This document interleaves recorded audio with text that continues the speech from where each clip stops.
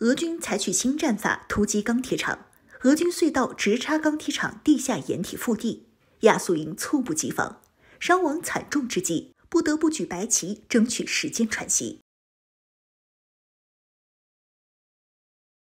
Hello， 各位老铁们，大家好，欢迎收看本期密擦库，我是虎妞。根据乌克兰方面的最新消息，马里乌波尔地区的钢铁厂留存的平民已经全部被撤出。俄罗斯方面随后也证实了平民撤离的消息，但是激战仍在持续。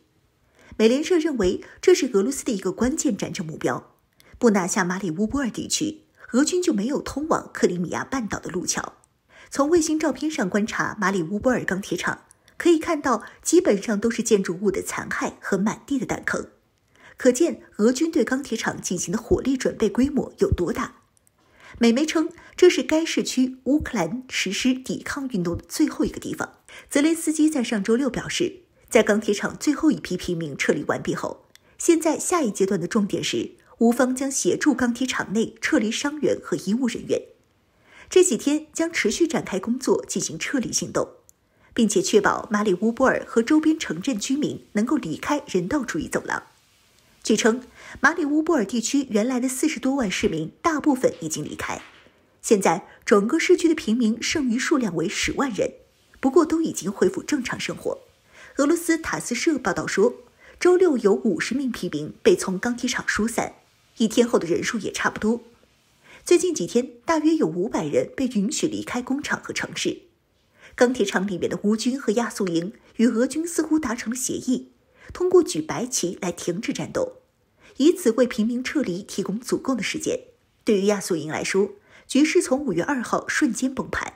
短短1周时间不到，亚速营就被迫不得不释放所有人质以安抚俄军。乌媒则透露，实际上从4月份普京下令后，俄军一度停止全面进攻钢铁厂，钢铁厂因此陷入短暂的平静中。所以亚速营和乌军放松警惕，没想到被俄军从地下通道渗透，局势瞬间崩盘。前几天甚至亚速营和外接通信被俄军一度全面阻断。虎妞认为，根据俄媒、美媒和乌媒透露的综合消息可知，从3月底俄联军就针对钢铁厂发动了数次攻击，但是因为钢铁厂内坚固掩体众多和地下掩体的范围较大，因此俄军攻击进展不大。而普京也认为，为了歼灭钢铁厂的亚速营和乌军残部，犯不着杀敌1000，自损800。况且亚速营这些人手中掌握数百名平民的性命，强攻造成的负面影响不可低估，所以采取全面围困的方式盯住亚速营。但是没想到亚速营也不老实，和俄军天天斗法，从地面突围不行，就从地下开始，通过挖隧道的方式其他打开一个突破口，从俄军眼皮子底下逃离。但是这种幼稚的方法自然骗不过侦察体系齐全的俄军，因此亚速营的突围行动再遭俄军挫败，还白白折了很多人马。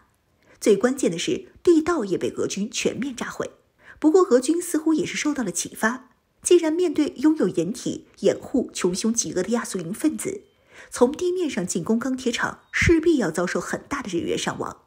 因此可以采取隧道突进攻的新战术，对亚速营进行突袭，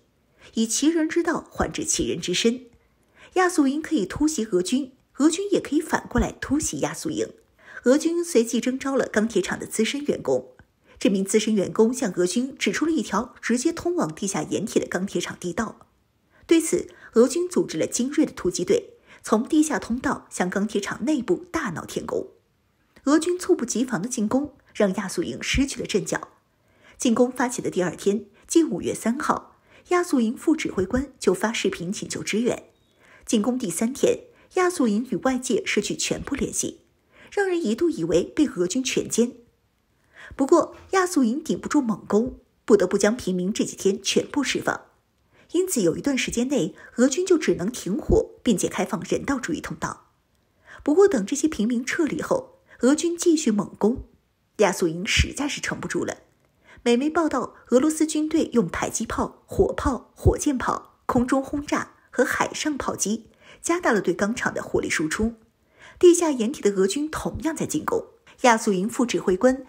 斯维亚托斯拉夫·帕拉马尔上尉不得不让他的士兵挥舞着白旗，指责俄罗斯百姓向平民开火，以混淆视听的方法拖时间。但是虎妞认为，既然亚速营失去了平民当作屏障，那么亚速营就失去了唯一的筹码，俄军自然是不会留手的。因此，对于亚速营，俄军将会赶尽杀绝。如果亚速营不想被打死在地下掩体中，那么赶紧投降还有出路。